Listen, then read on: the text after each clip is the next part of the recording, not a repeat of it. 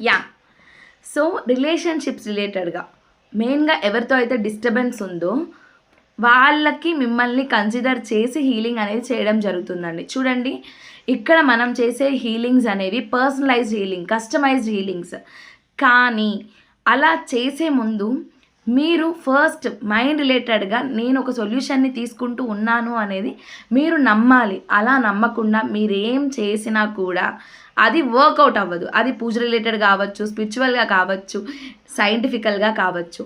So ఏదైనా కూడా relationship related issue ఉంది అంటే ఒకటి ఎక్కడ ఇష్యూ ఉంది అనేది చెక్ చేసుకోండి. తర్వాత దాన్ని ఎలా హీల్ చేసుకోవాలో అనలైజ్ చేసుకోండి. అండ్ దానికంటే ముందు వాళ్ళని మీరు కంప్లీట్గా వాల్యూ చేయండి.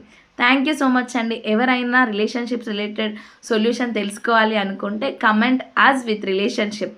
వి will reach out to you. Thank you so much.